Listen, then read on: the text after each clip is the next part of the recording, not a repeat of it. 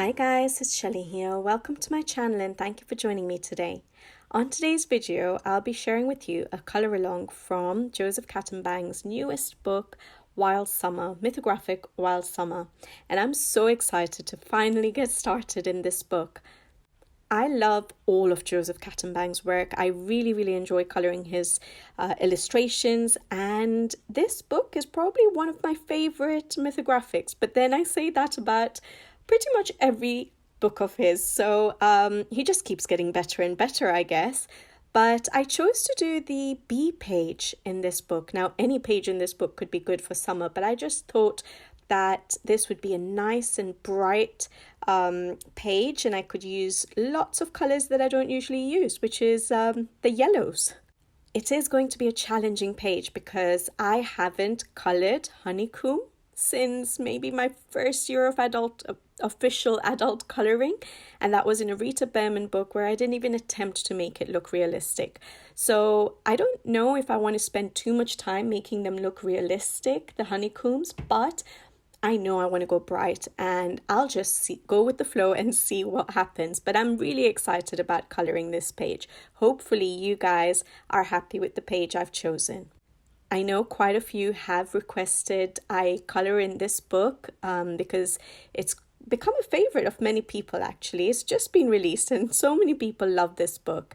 But I don't think I've seen anyone colour this page yet, which is brilliant for me because, as I always say, it would sort of cloud my own inspiration, my own ideas for the page. So yeah, I'm glad because I can just throw all my own ideas to this page without being sort of influenced.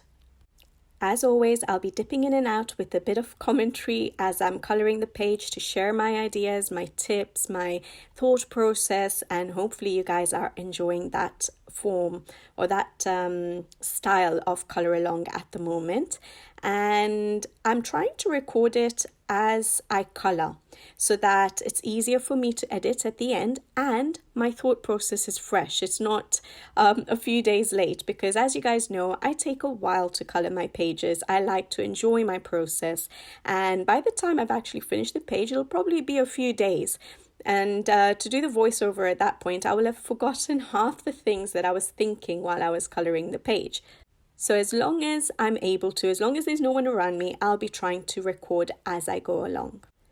At the moment, I'm colouring in my own time a page by Joseph Catimbang again in his Labyrinth book. Again, another uncoloured mythographic at the moment, but the colours I've chosen for that particular page I'm colouring are very muted, vintagey, sort of duller colours. So for this particular page, I really felt like going bright and just not holding back on my brightness with the colours because of the other page I'm colouring. I needed that change. And as you guys know, I dip in and out of pages, jump between pages, between projects. And so when I need a break from the muted, dull colours, I will be coming to this book and recording it for you guys. So it's a nice break from those muted colors to go all bright. So yes, my first idea for this page was to go bright. I know there's going to be a lot of yellows in the page. So, and I think I might go quite dark. I want everything to pop. You guys know how I like my contrast between my shadows and highlights. So I want to make sure that I also bring in some softer, bright but softer colors around all the honey that we have on the page. I will be using my Faber Castell Albrecht Dürer pencils. I know that so far, but I don't know whether I'll be basing with anything yet. I might just use my Albrecht Dürer pencils and activate it with water, but I'll let you know as I go along. But those are the pencils I'll definitely be using. And for the background and the clouds, I thought I'd go for Neocolor II.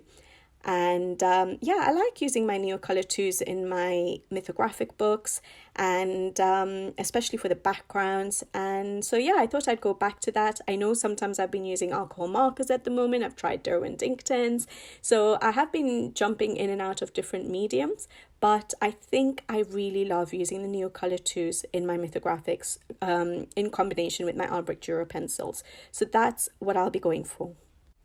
everything I use will be up on screen as I'm coloring the process, and I'll also make sure to put it in the description box below with the shades I'm using, with the numbers of the crayons or the pencils I'm using, and I will categorize the pencils into the elements on the page, so it's easier for you to get them out as and when you're coloring if you are following along. So everything will be in the description box below for you guys. So with my mythographics, I usually like starting with my backgrounds. With majority of my pages, I start with my backgrounds, but with mythographics especially, because there's quite detailed illustrations, because they're quite busy, I like to start with the backgrounds to sort of help bring all the line art and the main elements on the page to the foreground, to make it easier to see what everything is on the page and then to tackle that line art. So it always helps me to do the background first. So even on this page, I decided to start with the background, even though there's not that much background on this page.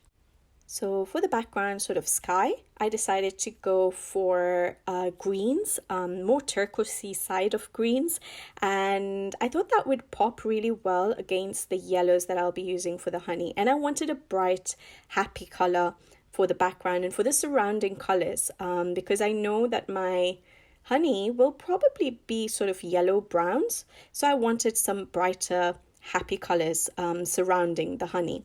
So I thought the green would look really nice. I'm using the Neocolor IIs and I will activate it with water.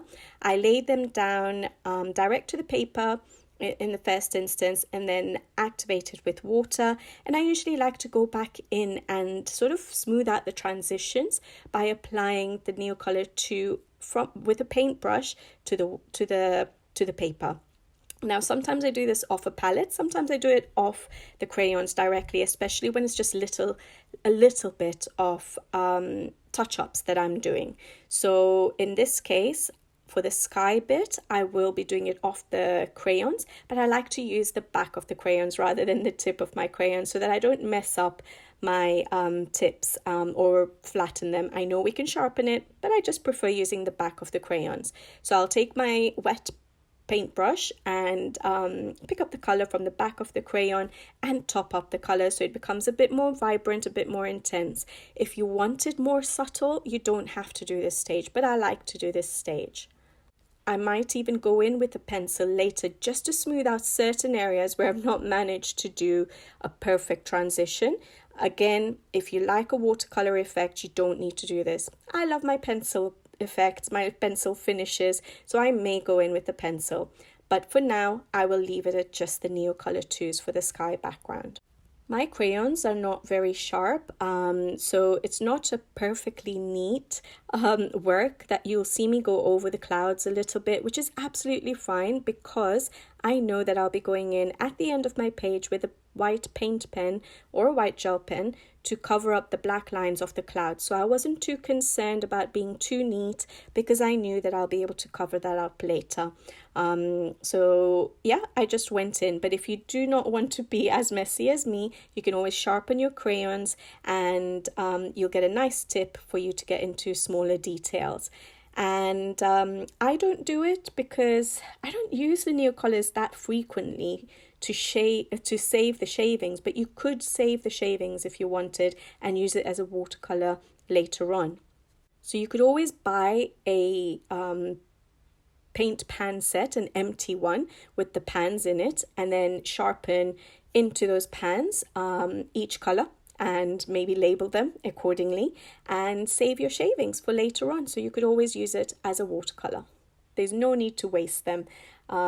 But I don't do that. I don't sharpen them that much. I've had these Neocolor IIs for so long and they last such a long time. So I've barely needed to sharpen them. And so yeah, I don't really do that at the moment, which is a bit of a waste.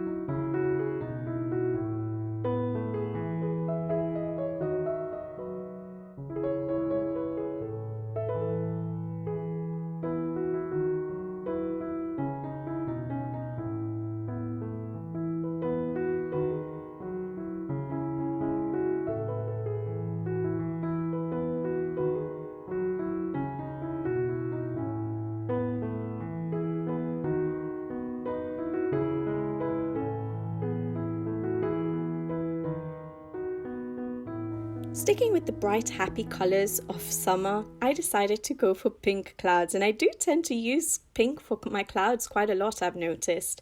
But I thought it would look nice again with the greens, and pink and green always go really well. So with the greens, and it would look really nice with the yellows as well that are going to come in with the honey. There'll be a lot of yellow on this page.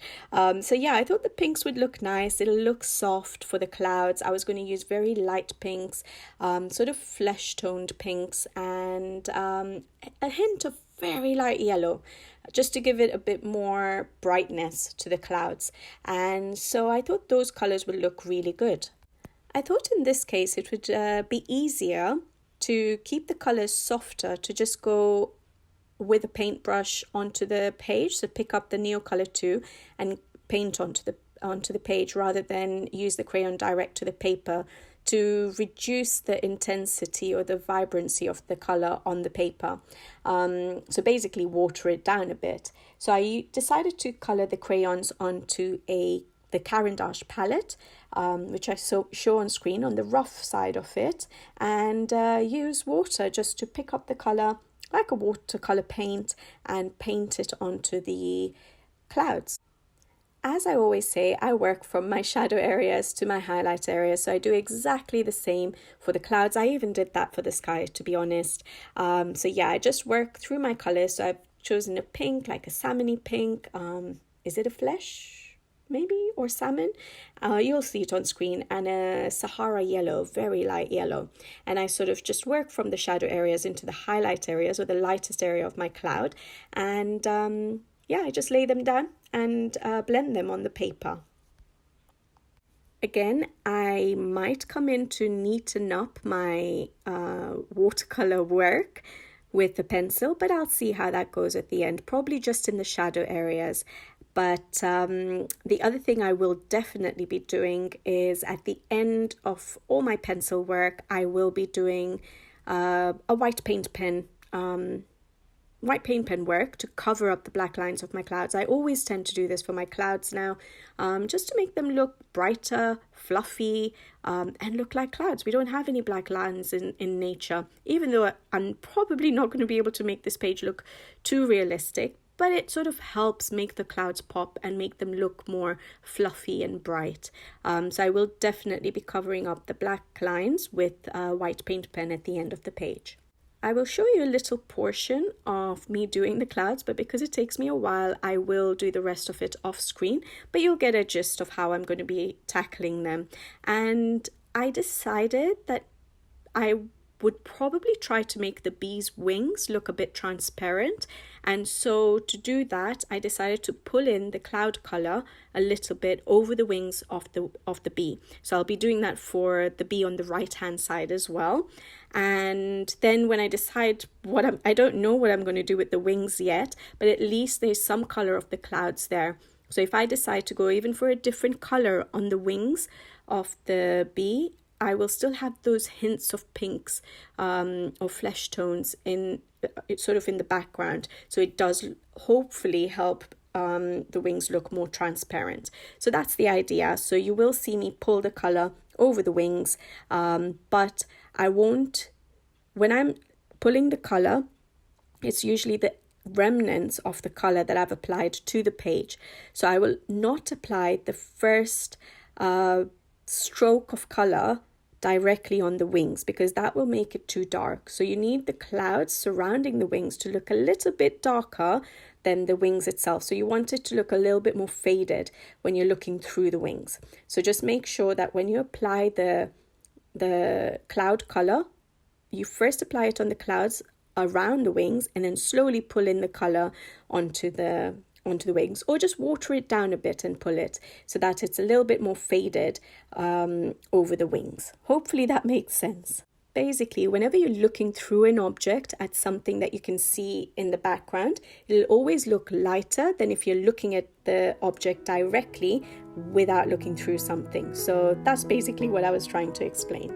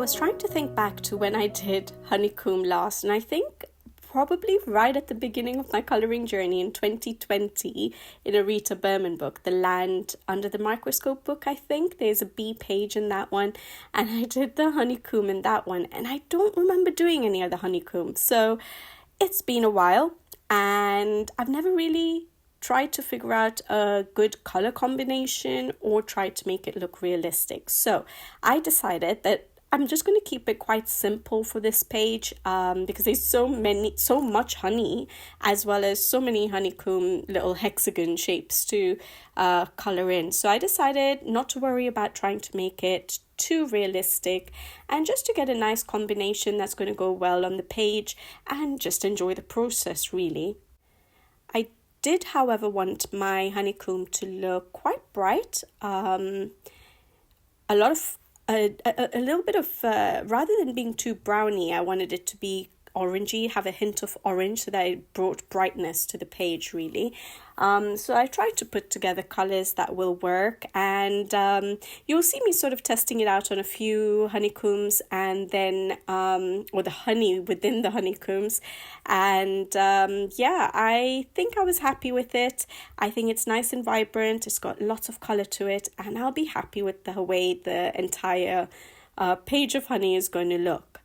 It is important on this particular page to get a good colour for the honey, because everything in that pot is basically honey. So if you're not happy with the colour of your honey, you're not going to be happy with the page, basically. So I did spend a little bit of time trying to figure out certain combinations, and I think what I've chosen, hopefully it's going to work. It'll definitely work in the small hexagons. Whether it's going to work for the entire pot of honey, I'm not sure yet, but we'll see how things go.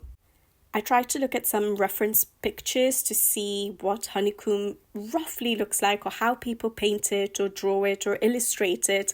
And there are quite a few different ways, but I did realize that the sort of honeycomb, the actual frame of the honeycomb, if that's what you can call it, is lighter than what the filling, so the honey filling, actually is.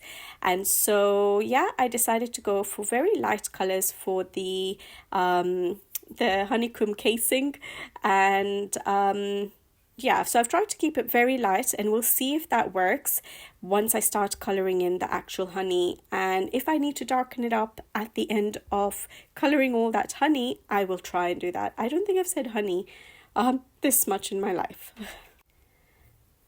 So for the honeycomb casing, I've used very light colours. I've kept a light hand, and I've tried to keep quite highlight areas. And of course, at the end of my pencil work, I will come in with a little bit of paint pens as well, which will emphasize some highlights as well.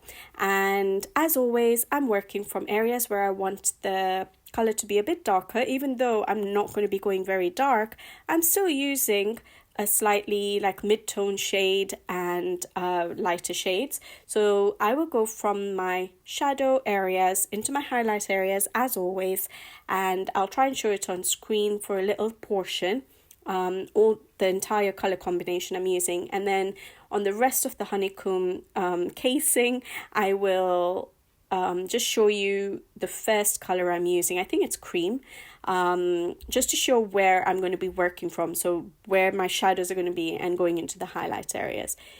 As always, I like to do a little bit of my coloring off screen because I don't get that much time for coloring, and it just gives me a little bit of time to relax while I'm coloring as well, and also so that it's not monotonous for you guys. I was only going to use 3 colors for my casing. However, once I'd finished doing the ivory, I realized that I needed to deepen up the shadows a little bit more, just to help with the 3D sort of shape or aspect of this honeycomb. So I brought in the burnt ochre, but I use it very lightly and just in the shadow areas, just to help with that 3D effect. And yeah, I think I'm definitely happy with the casing color. Now for the actual honey, I do go quite dark, but just in certain areas. I decided to keep it very simple, and I'm pretty much going to do every single hexagon of honey the same throughout, just so that it's a relaxing page to color more than me trying to make it super realistic. I could spend time trying to make it super realistic, such as making sure that not every little blob of honey within the hexagons are identical. If you differentiate them a little bit, if you differentiate where the shadows are and highlights are, it would look a lot better. However, because I want this page to be quite relaxing and enjoyable as well, I decided to just keep it simple, and I'm pretty much going to do the same method of coloring, or the same layering and the same shadow and highlight areas throughout my honeycomb. But if you want to spend a bit more time on making it look more realistic, I would recommend don't make them all look identical. Just spend a bit of time trying to sort of differentiate your shadow and highlight areas, and that will help just make it look a bit more realistic. With only the pencil work, the honey is not going to look shiny, and honey is shiny. So we will definitely be using some white paint pen at the end of the page, at the end of the pencil work, to help with that shiny effect of honey. But at this stage, we're just doing the pencil work. So I chose a range of colors from like yellows, oranges, and browns as well, to sort of build up the color for the honey and make it look rich and intense. And I did actually use a black as well, just to deepen up the shadow areas. And I think it works because, as I always say, the contrast between the shadow areas and the highlight areas really helps make an element pop. And if you want to make something look shiny, that the larger the contrast, the better it will be. So once we come in and put our white highlights with those dark shadows, it will really, really help make the honey look shiny, I hope. So just to explain how I'm going to lay down the color, I'm starting with my mid-tone colors as always, but I'm working from my shadow areas into the highlight areas. I decided that the outer part of the blob of honey that's within that hexagon needs to be darker, whereas the center should be a bit more of a highlight. This will make it look like that honey, that blob of honey is within the hexagon. Try to create that 3D effect of like there's a shadow on the outer rim of the honey to make it look like it's inset into that honeycomb casing. I hope I'm making sense. I don't know the right terms and technical terms for honey and the casing or the honeycomb casing, but yeah, hopefully it's making sense. So I'm working from the outer part of the blob of honey towards the center, like as if it's a circle, to make the center point the most highlighted spot. And then later we'll come in with our white highlights. And so I go from the mid-tone and then I start working up to my darker tones up until the black. The black I do not put in all areas of the blob of honey. I'm just going to be putting it in certain areas just to deepen up the shadows and just to sort of make it look not like a perfect round circle, basically. So the obvious areas would be where it is in shadow. And you may want to try and figure out where your light source is going to be coming from. I usually keep it as the top left corner of the page. So for most of my hexagons, my top left part of the hexagon, the blob of honey will be the darkest. So that's where I'll put a little bit of the dark, of the black to deepen up my shadow. But make sure you maintain the center as a highlight area. So I think I use ivory as my lightest color, and that's what's going to go in the center of that honey blob, and none of the other shades of pencils I use to do the outer part of the hexagon shape. Hopefully it makes sense, but when you see it on screen, you'll see that I'm doing exactly the same thing. So just working from the outside towards the center of the shape, keeping the center as the highlight and the outer part of as the shadow areas. And I'm going to do exactly that in within all the hexagon shapes, the blobs of honey. I'm going to color exactly the same, just so that it's a more relaxed coloring for me. But like I said, do it your way, do it random if you want, to help with a more realistic look. I'll show you a little bit of how I do the blobs of honey, and then the rest is going to be exactly the same, so I'll do it off screen. For the honeycomb casing, I will show you where my shadows are going to be, and then do the rest of it off screen. So hopefully it helps. The little bit that I do will sort of give you an idea of how I'm shading, where I'm putting my highlights and shadows, and it will help you do the rest of the honeycombs on the page. I will come to color the rest of the honey after I finish the honeycombs.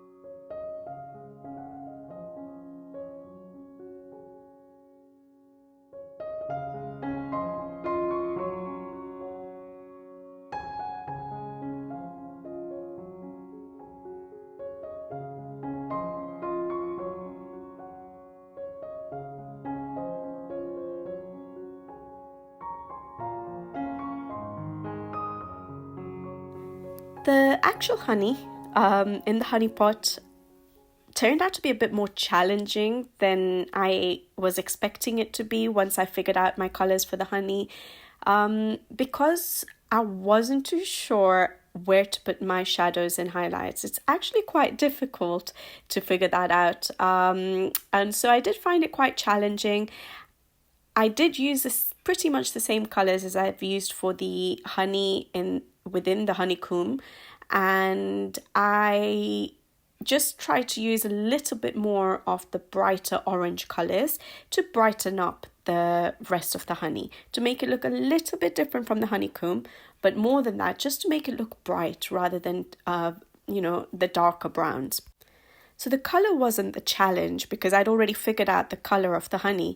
What was the challenge was trying to figure out the ripples in the honey pot surrounding the boat, for example. I wasn't too sure where to put my highlights and shadows, and the thing is, honey is thick. It's not thin like water, and so you wouldn't get as many ripples, but yet you get so many reflections from honey because it's so shiny, it's sticky, basically in real life, and so I was not able to figure out how to bring that shine with my pencils on the actual honey. And so I just decided to color within the pot, the honey, like I would with water. So I just put in some shadows in certain areas, tried to make the honey liquid look like it had ripples in it because of the boat. And yeah, I just decided to work like as if it was water. And then the parts of the honey that are dripping out of the pot, that was a little bit easier. I just sort of used the idea of how I do droplets of water, creating an area of shadow that's further away from wherever your light source would be, and creating a highlight area and deepening up the shadows and just creating that sort of rounded droplet effect on the drips of the honey. And just, did a bit of shading here and there and tried to make more the center parts of the falling honey look like it's brighter, and the edges a little bit darker to make it look rounded. Hopefully that makes sense. But I think that part was a bit easier for me than coloring the honey within the pot, unfortunately. So to be honest, I'm not entirely happy with the honey within the pot. I'm not sure I've put the shadows in the right areas for the ripples. I feel like I've put it on the wrong side of the ripples. I should have probably kept where I've put my highlights, put the shadows, and basically I did the opposite. So I feel like within the honey pot, I'm not too happy with the honey, but hopefully when I come in with my paint pens, I can correct it a little bit and just improve the look of it. Definitely the shiny effect will come when I use white paint pen on the colored part of the honey, but those ripples, I'm not happy with them. But it's okay. It's pretty much the first time I'm actually coloring honey properly. So it was a good challenge. And hopefully you guys like it. Obviously, if you don't like how I've colored the honey, go ahead and do it your own way. Use my combinations if you like the combinations, but make sure you put the highlights and shadows in the areas you think is correct. But I think it'll work in the end. It won't look strange, hopefully. I think in the end, once I've got more color on the paper, it will look okay. I think I pretty much show you how I color all of the honey because I was struggling and not sure about where the shadows and highlights would be. I decided to just lay it out for you guys, just in case you were following along.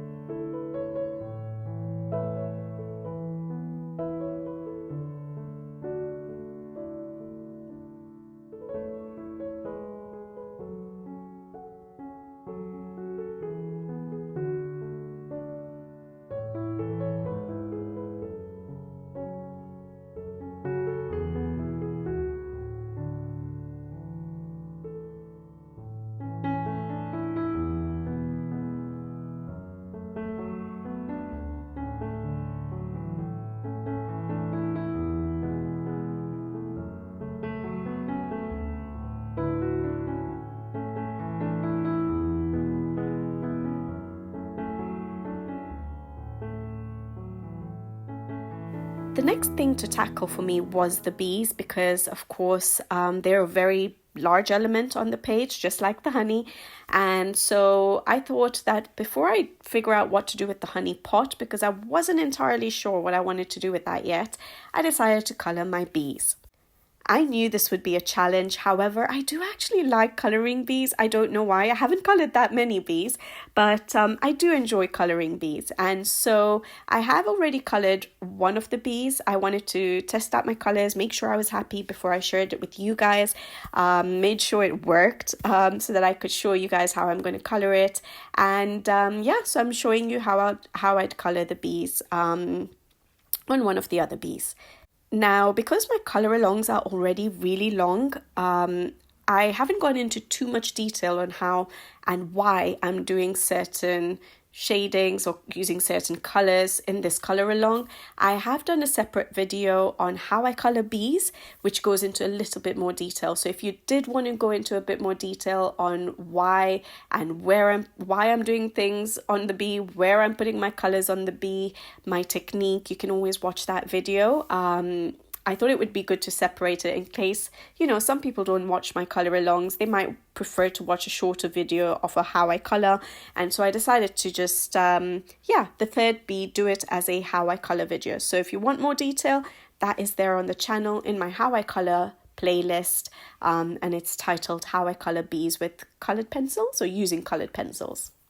But I'll give you a rough idea of what I'm doing. So basically, whenever I colour fur or insects or anything fuzzy, I try and create a base first, a very light base to cover up the whites of the paper so that it's easier when I'm coming in with the strokes, because you're doing flicking motions. When you're coming in with the strokes, if you didn't have a base layer and your whites of your paper were really bright and white, it's hard to cover it up with just doing the flicking stroke motion of the pencil. So it's nice to sort of create a base, and that's what I always do with especially my fur. So I create a base before I start working on creating the texture, the sort of the fur texture. I'll say fur. I know it's not fur on a bee, but it is the same sort of technique I would use, the flicking motion. So base first, then start doing the flicking motions with pencils. I've decided to keep the bee conventional and go for a black and yellow bee. I find it very hard to think outside the box and do something that is not conventional. So my bee is going to be black and yellow. And I start with the black segments, I think. And I decided to create my own look for the black color. Rather than going in with a black pencil, I decided to create the idea that the fur is black with using other pencils, other colors. And the reason for this is if you go straight in with just a black pencil, even though an object or an element is black, it looks very, very flat. And if you see in nature animals or insects which have fur, even though they're black, in certain lighting, you will see different shades of colors within their fur. It's not going to be, a flat black color. And so that's what I was trying to create with the black segments of my bee. So I decided to use blue, a dark brown and a dark blue to sort of create the idea of black, to create depth to my black shade, and then a little bit of strokes of black to darken it up and make it look definitely black. But you will find a difference, and you can try it on a separate piece of paper, just doing the flicking motions with just a black color and doing it with layering up of a brown, a blue, and then a black, and you'll see that it doesn't look as flat when you use those other colors before you use your black.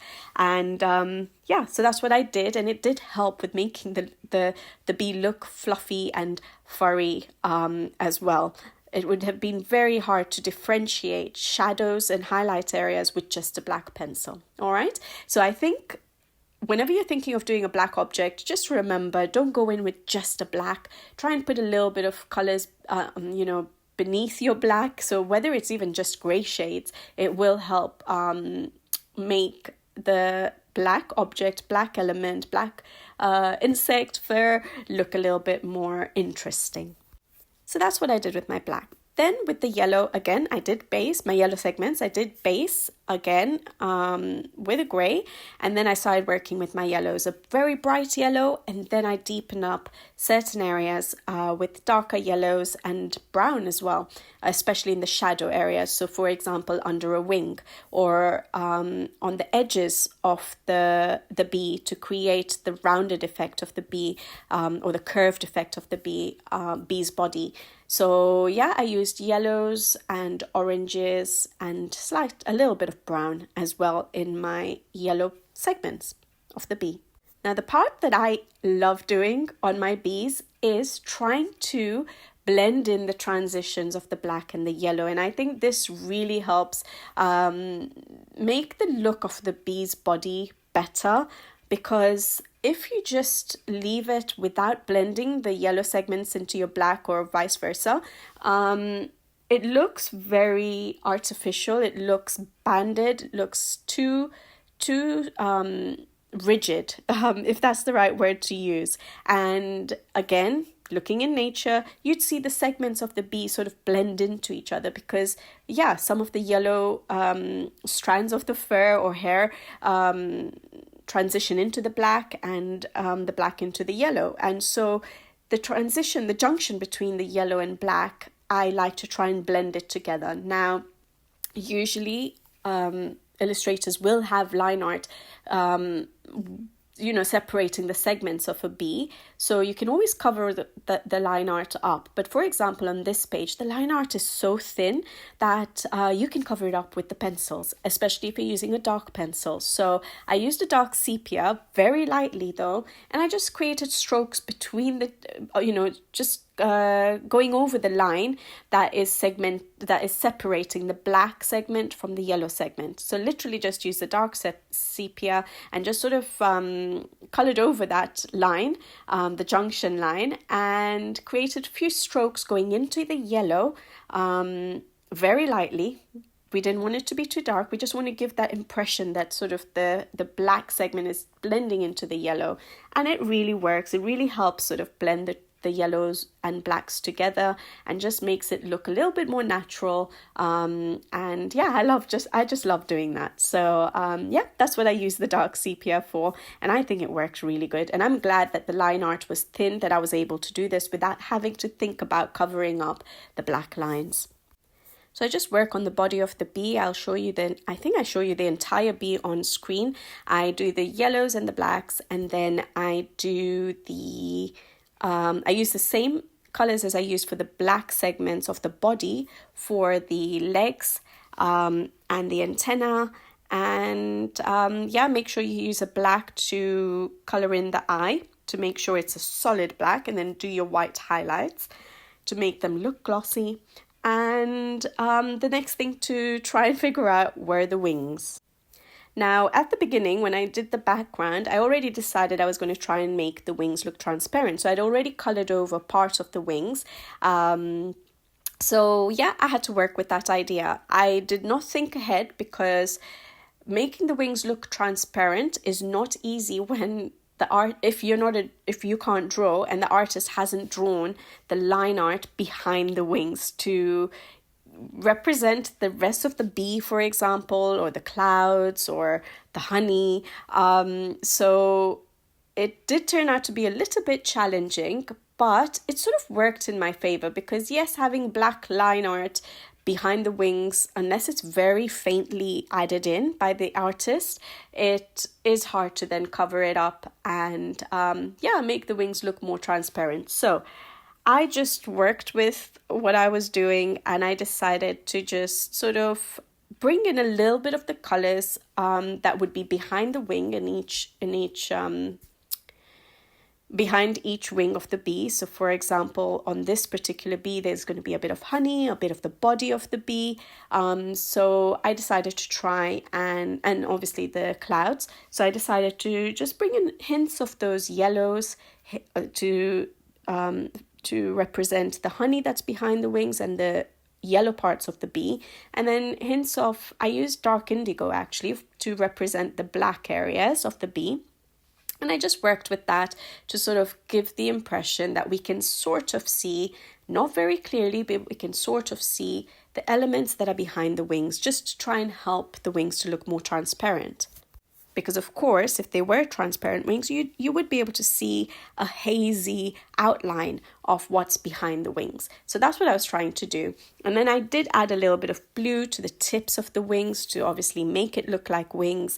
And like I always do, before I did any of that, I did put down a layer of white in certain areas. And I do have videos on how I do transparent glass or bottles, and I always like laying down a white layer first in certain areas where I know I want my highlights to be, so that when I come over with the other colors, the other pencils, it sort of creates a bit of a resist, so the colors are not too intense in that particular area where I've already laid down the whites.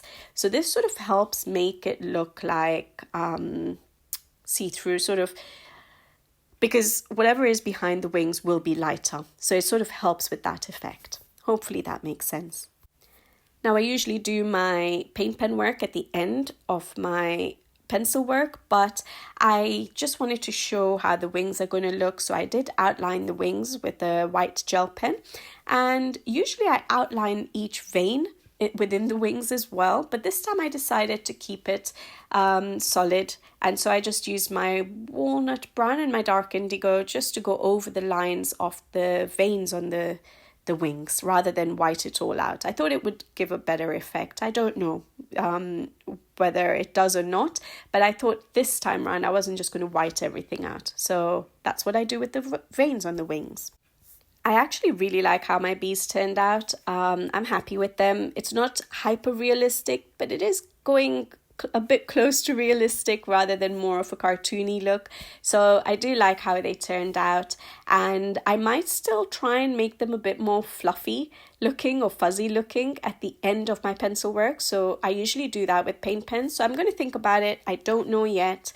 This is turning out to be a very detailed, quite challenging page for me actually. I did not think that it would be, but yeah, it's turning out to be quite a challenging page. So I don't know whether at the end of my pencil work I will want to do that much paint pen work. So we'll see when I get to it whether I try and fluff up my bees a little bit more with paint pens.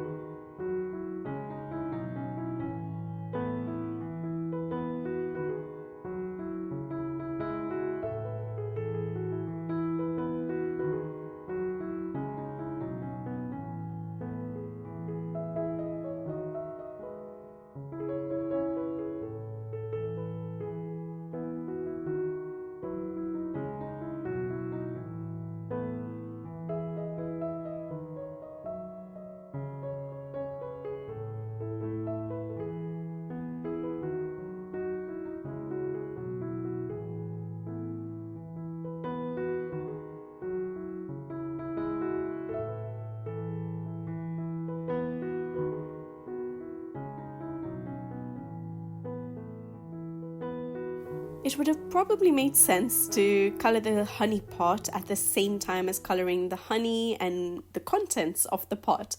But I had no idea what colour I was going to do the pot. And the reason for this is I thought that if I made the honey pot a glass pot, so a transparent one, which you can see the honey through, there would be too much yellow orange on this page. And so I was a bit skeptical about doing it as a glass pot or jar. So that's the reason I did not colour the pot as soon as I'd coloured the honey. But I tried to look at inspiration photos. I looked at real honey pots. I looked at illustrations, paintings, and pretty much every inspiration photo I saw for honey was a clear jar. And that's what I see in nature as well. So you go to the supermarket, the honey jars are always see-through. The bottles, the pots, whatever you call them, they're always see-through. And so I thought, okay, I'm going to have to make this a transparent jar, transparent glass that I can see the honey through. And I was trying to avoid that, so I tried bringing up color combinations. I tried different colors for the pot. I tested them out, tried to sort of superimpose them, and it just wasn't working. And I realized that I had no other choice but to make this the glass transparent. Again, this is another element on the page which was quite challenging. I started realizing that pretty much everything on this page was challenging, even when you look at the page, even though when you look at the page it looks quite a simple page to tackle because there are not that many different elements to color. However, the elements that are there on the page are not simple ones to tackle. So the glass pot, why did I find it challenging? Basically, because I was going to make it look see-through. The honey that's in the pot looks like it's right to the top of the pot, so right to the brim. And so pretty much the whole pot is going to look the same color as the honey. And I was worried that this will make it all blend in together and the actual dripping honey from the side of the jar will not stand out as much. And so I was a bit worried about having to color a transparent jar. But eventually I just said, I'm going to have to go for it. I did not see any other inspiration photos that could give me a different idea. And so I went for it. And I used pretty much the same colors as I've used for my honey. Actually, exactly the same colors as I've used for the honey. But I tried to keep the highlight areas slightly larger where I could. But at the same time, create my 3D effect and create the dark shadow areas. I wish I had differentiated it a little bit more from the honey with it, which is within the pot. But I decided that I'll have to try and bring that in with my paint pen work and maybe put quite a bit of white highlights on the sides of the pot to make it look like glass. So I just went with it. I used the same colors as the honey and just tried to leave highlight areas, put in some shadow areas, and then with the idea that I will put a lot of white highlights at the end to try and make it look like glass, make it differentiated from the rest of the honey. So I guess once I decided on the color of the pot, it was straightforward. It wasn't challenging to color. It was just trying to figure out all the colors that were on the page. But I think at this point, coloring the pot the same as the honey is what finally decided for me the rest of the colors on this page. I knew I would not be able to bring in too many colors. I knew I had to tone down the rest of the colors or make it quite a limited color palette so that there's not too much dark colors on this page or vibrant colors on this page. Because it's such a large area now on the page, I decided to just base the pot with a bit of alcohol marker, just a couple of very light colors, just to cover up the whites of the paper so that we didn't have to blend as much. Although you guys know me, I'll still layer up loads because I like coloring that way. But I use a couple of alcohol markers just to base it up, and then I'll go in with my pencils dry. And if you guys have been on my channel for a bit, you will know that when I try and color transparent objects or glass, I tend to put down a layer of white first, especially in my brightest highlight areas, before I start going in with the colors. So you'll see me do that in areas where I think will be the brightest highlights. I'll go over with my white pencil. This creates a little bit of a resist to the rest of the colors that I'm going to use, and basically reduces any vibrancy of the pencil, of any other color pencil that I use in those particular areas, so that I can try and maintain that very bright highlight right to the end. Because this is glass, we know it's going to pick up highlights, reflections, and so yeah, I like doing that with my glass objects or any transparent objects as well.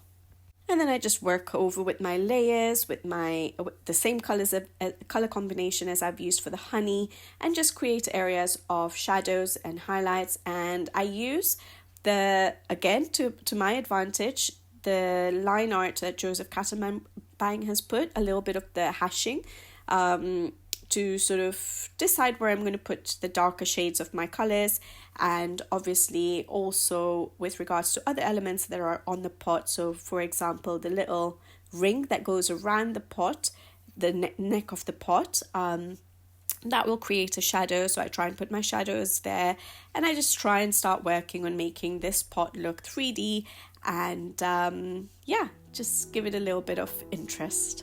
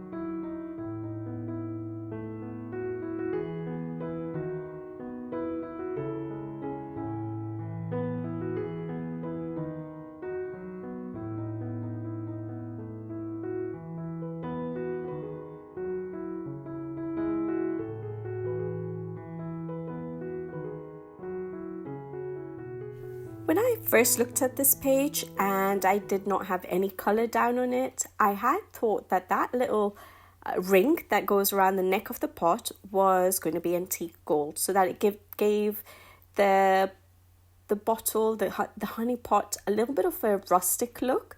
And so in my mind I was going to think, okay, I'm doing antique gold. However, the color combination I use for my antique gold has a lot of brown and yellow in it. And the browns that I was going to use in my antique gold is pretty much similar to the browns I've used for my honey, even though it would give a different effect because I've used the browns over yellows and oranges.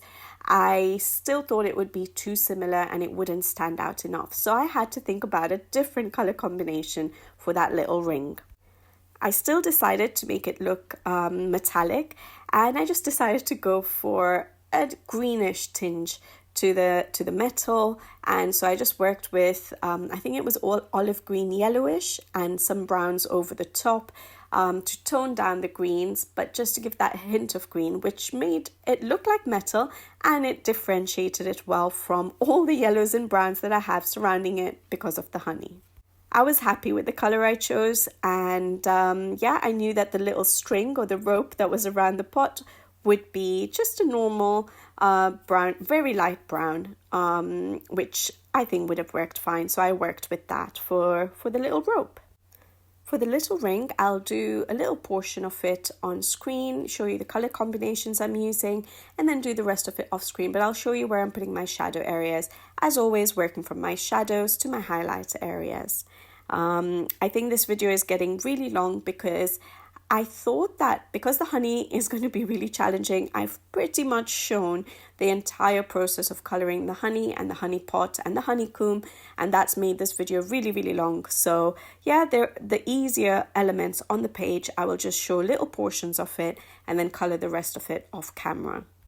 The colors I used for the rope I thought would work well for the honey stick. I don't know what it's called actually.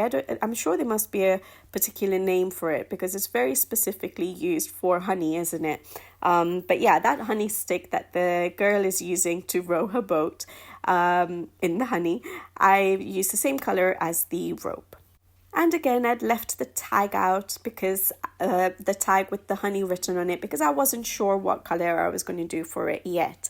I didn't want to introduce any new colors. I had so many browns. Usually I would have liked to make it look quite like old paper. So I would have used, the similar colors I've used for my rope on the tag itself. But I thought that it would be too similar and it would look quite boring because of the colors we've already got on the page. Other than the sky and the clouds, everything else is yellow.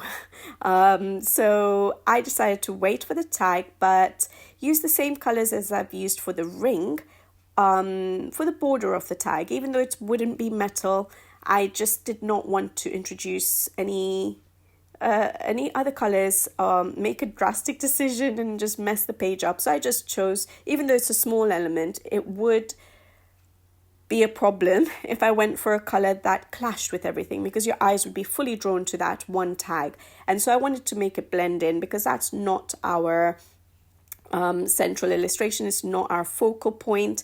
I did not want to make it a focal point, and so I just decided to use the same colors as I used for the metal ring as the border of the tag. So at this point, pretty much all my major elements on the page were colored, and I just started having to work on the rest of the little elements, the rest of the details on the page. And so I started working on the leaves, just decided to keep it quite conventional and do green leaves. And then comes to the flowers. Once again, I was a little bit stuck on the color choice. I think because of the colors I've chosen for the sky background, which I'm not entirely happy with now when I look at my page. It gives a bit of brightness to the page, but I haven't brought in that color anywhere else. So it did confuse me a little bit on what other colors I can bring on this page. And obviously I made the clouds pink. So I was a bit confused about what colors to do. So at first I thought I would do white flowers, which would work, but the colors I was trying to do on my white flowers were making it look too similar to the wings of the bee. And obviously, yes, they are both white, but the wings of the bee are a little bit transparent, and it's a different material to the flowers. And so it was looking too similar, and I was like, that just confuses me because they're very different elements. And so I needed to think of a different color for my flowers. And so I decided again to play with the yellows that I already have on the page and not bring in too many different colors. So for the main larger flowers, you'll see there's a couple of very tiny flowers sort of hidden in the background, which are slightly different shape to the more obvious larger flowers. So I decided that the larger flowers, I will use yellows, but I would keep it very minimal and to the center of the flowers, making the rest of the petal of the flower look white. So I used a bit of gray to help with that effect, but I kept the yellow to the centers because again, there was a risk that the flowers would just then blend in with the honey and the honeycomb and the bees. And so, yeah, I kept it quite minimal and focused it on into the center of the flowers. And then for the little flowers that are sort of hidden and slightly of a different shape, I just brought in a little bit of purpley pink, or what did I use? Light red violet, I think I used, just to give a little bit of a different color to the page, yet not make it too overpowering because they're hidden away, they're small elements, and I could then bring in those little colors, hopefully, for the ladies' clothing, and that would all tie it in. So I brought in a little bit of that sort of pinky purpley color for those tiny flowers that are sort of hidden in the background, just to give a bit more color to the page, break up all those yellows and whites I have on the page, and introduce or try to introduce another color. And I think that particular color worked. You will see me base my leaves with alcohol markers, not necessary at all, but the only reason I did that was I wanted to see where my leaves were, because the flowers and leaves were all bunched up together, and so I wanted to make sure I had the right elements, and so I just went and based the leaves so that I could tell what the flowers were and what the leaves were. So no other reason than that. You don't need to base it if you don't want to.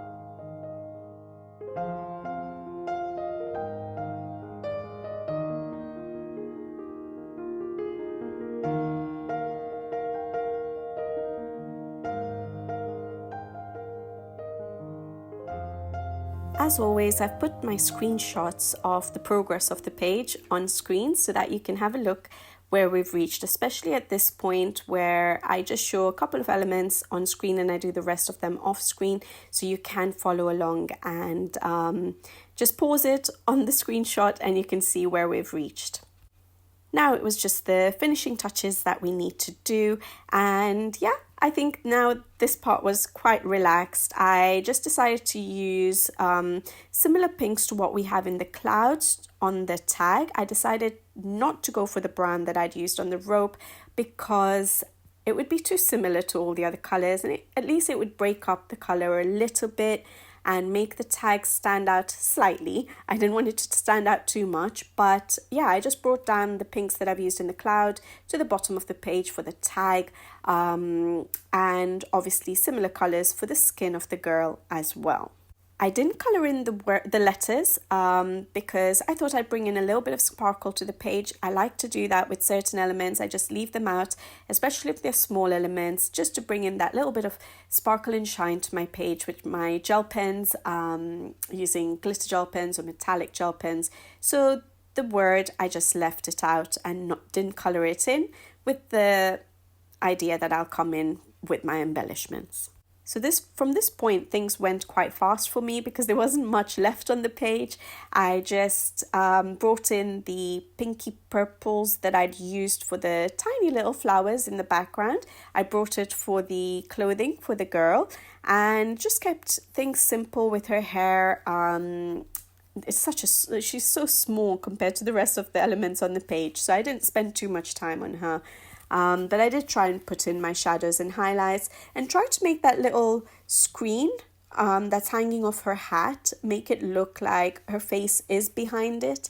But again, I would be able to bring out that effect a little bit better when I come in with my embellishments and my white paint pens.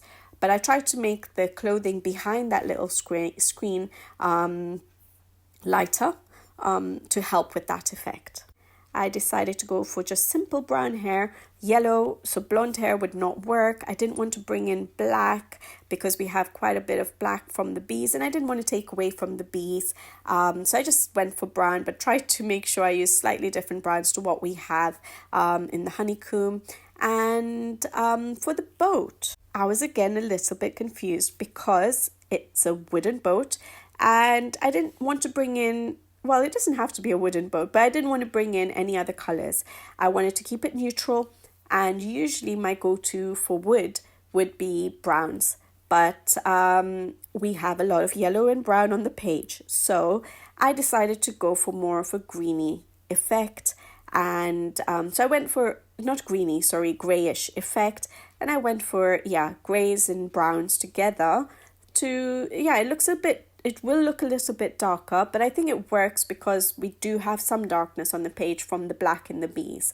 I just decided to go for wood that had more of a grayish tone to it. Still used browns over the top, but the darker browns to differentiate it from the more reddish browns that we have in the honey.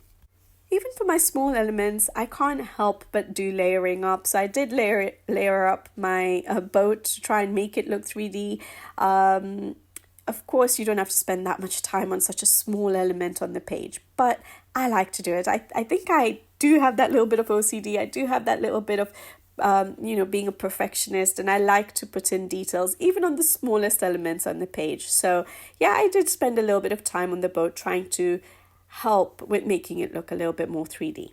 Now, I can't remember if I had mentioned that I may have found the clouds a little bit washed out at the beginning of my colour along. It's quite a long colour along, but I was recording a lot of my voiceovers as soon as I coloured the element, because I think that's a little bit more fresh in my mind. It's a little bit easier for me to do. Although, as I was coming to the end of my colour along, at the end of my page, I was going quite fast with my colouring, and so I did not want to stop to do voiceovers. But basically, once I had all the colour on my page, I realised how vibrant and bold it is, just the way I like it.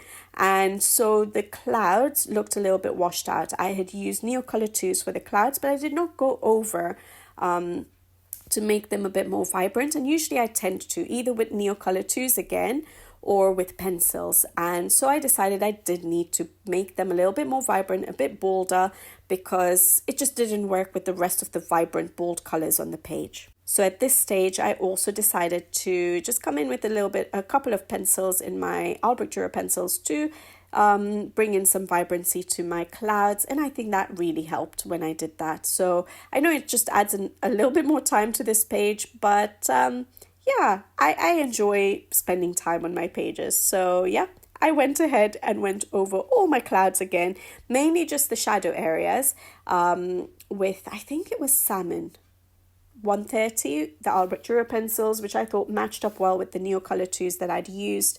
And I think I used Light Flesh as well. And that worked well. And I think, and light purple pink, I think. So those three colors to just bring in a bit of vibrancy to the clouds. And I think that really tied in everything together. Because without that pencil work, to me, the clouds just didn't look like it fit on this page. So I needed to do that.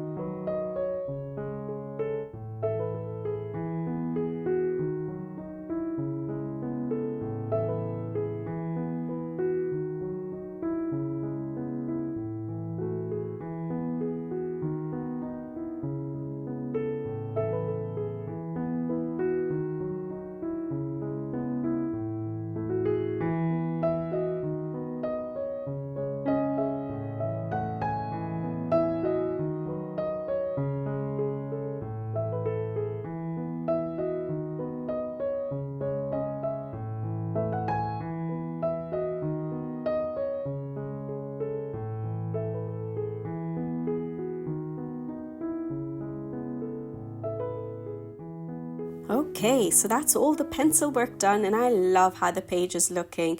I'm a little bit skeptical about the green that I used for the background sky, but I think it sort of brings a little bit of vibrancy to the page, and a little bit of a different color to the page, because otherwise it would have been quite a boring page. So I think I could have maybe chosen a better color, but it's okay, it's done. And now it's time to do the embellishments. And for this page, there's a lot of embellishment work to do, but mainly just paint pen work. I did not feel the need to bring in that much sparkle to the page, but paint pen work, we will have to do quite a bit. I always start with my paint pen work first before I go on to do my glitter and shine, because the paint pens tend to work or dry faster than gel pens do, and so I always like to come in with my paint pens first. I started with the simplest elements with my white paint pen. I just went in for the white flowers to try and emphasize the idea that they are white flowers. So I started whiting out the flowers and then working on the clouds, which I tend to pretty much always cover up the black lines for. So I went ahead and covered up the black lines for the clouds as well. I also used quite a bit of white paint pen to help with the honey pot looking glass. So I put in quite a bit of white highlights in the areas that I'd left as highlights, just to brighten up those areas and help with it looking like a pot. And of course, honey is shiny, so we needed to use quite a bit of white paint pen for that. But I also used a very light yellow paint pen for the honey for certain areas, just so that they didn't stand out as much as the white highlights that I was going to use. So I was covering up some black lines with a yellow paint pen, but then I came in with my white paint pen to create the highlights, to create that shiny, gooey effect of honey. Sticky is the right word, not gooey, sticky. And then a white paint pen for the little honeycomb as well. So the honey that's within the honeycomb frame, we need to make that look shiny too. So I went ahead and put a few dots and lines here and there into every little hexagon of honey, and tried to make those look shiny as well. And I think it really brought it to life. It really brought that shiny effect to the honey for sure. Other than that, I didn't think that there was that much more paint pen work to do. It was mainly bringing in all those white highlights that I needed on the page. So then after that, I just worked with my glitter gel pens to fill in the little centers of the flowers. I used a very light pink because we had some pink on the page. Usually I go for gold for the center of the flowers, but I thought the pink will just break up the yellows a little bit more. So I used a pink one for the center of the flowers, and then for the writing I just went for an orangey gold or a reddy gold glitter gel pen. Both of them are Pentel hybrid dual metallic pens, and I did the letters with the glitter gel pen. This just brought a little bit of glitter and shine to the page. I don't think it was necessary to put in much more. I liked the way the page looked. And right at the end, I had forgotten to do the little screen that comes off the hat of the girls, the girl's hat. And so I finished off with my white paint pen to make sure that looks like there is a little bit of a transparent screen that's coming off the hat to protect the girl, I guess, from the massive bees. But so I don't know what that would do. So I did a bit of white paint pen work there as well. And that was it. That's the page done, guys. I had a blast with this page. I actually really enjoyed it. But when don't I enjoy my mythographics? When don't I enjoy my Joseph Catimbang pages? I absolutely loved it. And it's my first page done in this book. And I'm happy with it, definitely. But it was a challenge throughout, but it was nice to have a challenging page. I like to tackle challenges. I like to take them on. I like to finish off that challenge and get that sense of achievement from it. And I do feel I have that sense of achievement. Now, I wouldn't say this is my best page that I've colored, but I really enjoyed it, and that's the main thing. I loved the process of coloring it. I loved bringing those bees to life. That is my favorite element on the page. I loved doing the paint pen work and just bringing all that shine to the honey and the honey pot. So yeah, I really enjoyed coloring this page, but yes, there were challenges throughout, for me at least, because there were elements that, yeah, I did not realize. I hadn't actually colored honey before and honeycomb before, and I've not done that many realistic bees. And so yeah, it was good. It was good taking on this page, and the fact that I like the end result, that's brilliant. The one thing maybe that could be different is probably the sky background, but when I look at it now as a finished page, I think it adds something to it. It makes it look summery, brightens up the page. So I think it was good that I put in a different color for the background where I didn't use that color anywhere else. So I think it works. And I think I have a little bit of work to do with my honey. I don't think it's the best honey there. I like the way the honey is dripping off the jar. I think that looks really good. But the honey within the pot could have been better. I don't know if I've put my shadows and highlights in the right area. But yeah, like I always say, I've just learned how to color as I've been coloring, and yeah, we keep learning, right? So hopefully the next time I come to color so much honey again, maybe I'll do a better job. But it works for the page. I don't think I've messed up the page or anything, but yes, I think I can improve on trying to make it a little bit more realistic. But you guys can tell me what you think. I hope you guys have enjoyed this color along, especially for those of you who have this book. If you do follow along with me, make sure you tag me or email me. I love seeing your versions, your completed pages, even if you don't follow along exactly everything that I've done. If you've got a little bit of inspiration from me, I'd love to see it, because that's what makes all these videos worth it, especially a video like this that's 4 hours long. And I'm sorry about that. My color alongs are not as long as 4 hours, but the reason this one is because usually what I would have done is colored a little bit of the honey on screen and then done the rest of it off screen. However, for this particular page, because I found it quite challenging, I thought it might be helpful for you guys to see me color the entire honey contents and the honey pot all on screen, so that you knew exactly what I was doing. Because yeah, if I found it a challenge, I'm sure some of you may have struggled as well, because it's not easy. We're not artists, are we? So hopefully it's been a little bit helpful for you guys as well to see how exactly I've done the entire honey pot and its contents. But yeah, that's the reason why it got so long. I was contemplating deleting some of it, so I did it off screen. And so it's not too long for you, but then I decided it's okay. For those of you who don't want to watch that bit, the entire process, you can always forward and jump to the elements that you want to see. So yeah, I thought I'd just keep it in there, and it's going to take forever to upload this, but that's absolutely fine.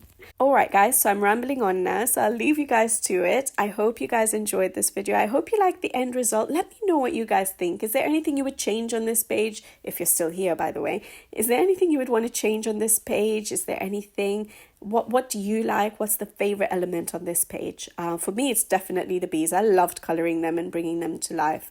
But yeah, let me know what you guys think. But I'll leave you guys to it, and I'll be back with you guys again soon, hopefully. So until the next one, take care. Thank you for watching, as always, and see you in the next one. Bye-bye.